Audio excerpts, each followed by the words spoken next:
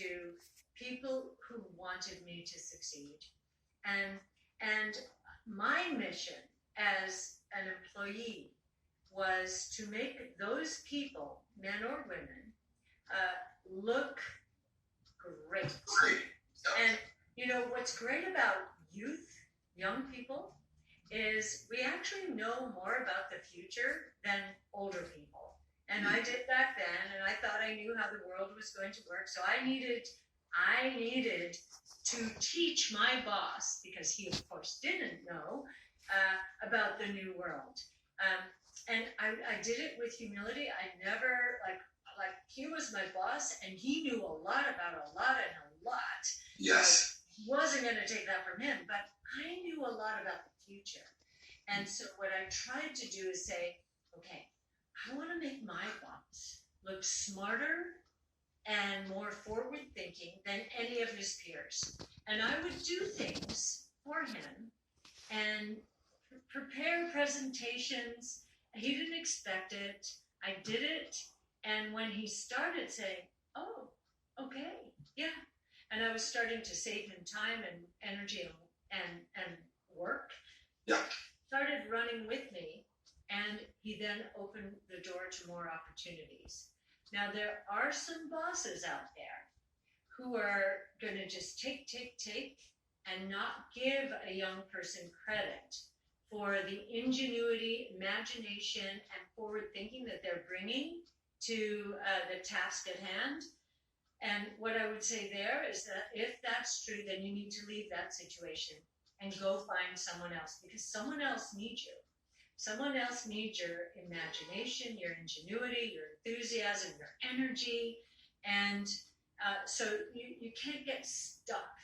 I was very lucky because I didn't have bad bosses. They knew that I was determined, I was going to try and make them look good, and hopefully did make them look good. So that's the first rule. The first way I have led my life in terms of, I'll just give you a sense of what people thought of me when I started. And I was 20 when I started the business. And at the time, no computers, no wireless. There was, information was difficult to get. I'm ancient, but I'm proud of it. So, and I want to share lessons learned. So I would be, thanks to my boss, invited into these meetings with great leaders, economists, strategists, and so forth. Now, remember, I was young. I thought I knew how the world worked, and I didn't know, but I had to be humble. I had to listen and just pick my spots. And so I would walk into a room, and I would be the note taker. Everybody thought I was the secretary, and that I was the secretary, and fine. But then I would pick my spots, and I would hear someone say something, and I said, "Oh, I think I might know something about this if they don't." And I would say something, and they would say, "What? Who are you?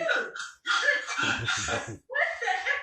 We thought you were the secretary." And you know what? I thought that was great, because low expectations was what worked in my favor, because when I actually said something and it was smart and it was like, not in their face, I was very respectful, but it was like, do you know what you're talking about?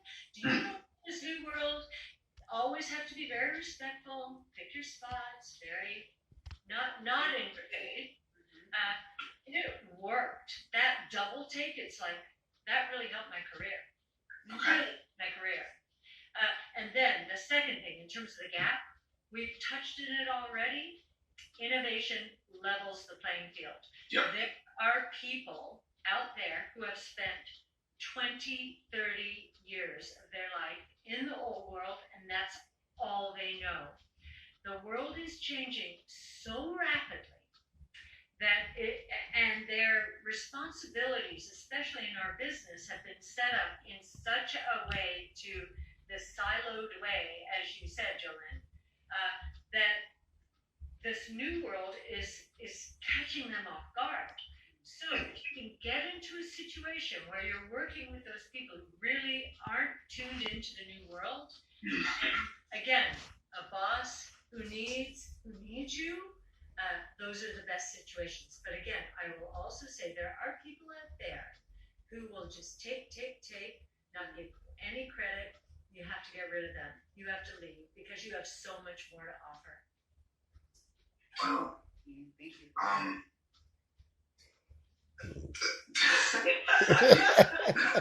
Can't believe I'm speechless. Kathy, we got to switch gears because there's been this thing that's been that we've been seeing in the news for quite some time. There's been quite the volatility that's been taking place in the market, whether it's rising interest yields, inflation, meme stocks, a bunch of other things. How does your team at ARK see when it comes to the current market? How do you guys, do you stay tried true to your thesis, especially given all the things that take place? Like, do you stick to your script, or essentially do you ever have to find ways?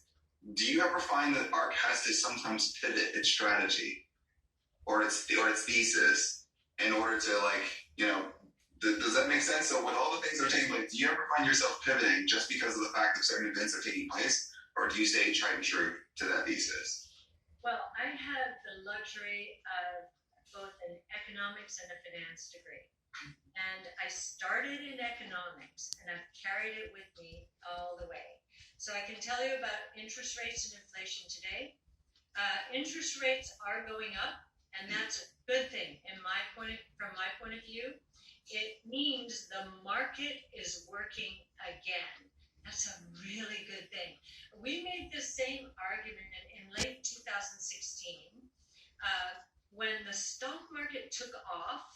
It was after the election then, because of tax rates were going to come down, deregulation was going to take place, and the market thought, okay, this is really good.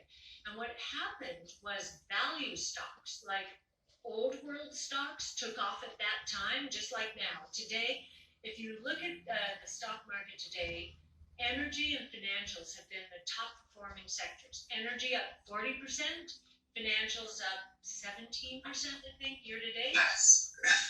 And in our world, given what we do, consider the source, but we really believe in what we do, those two sectors are going to be the most disrupted of any during the next 5 to 10 years.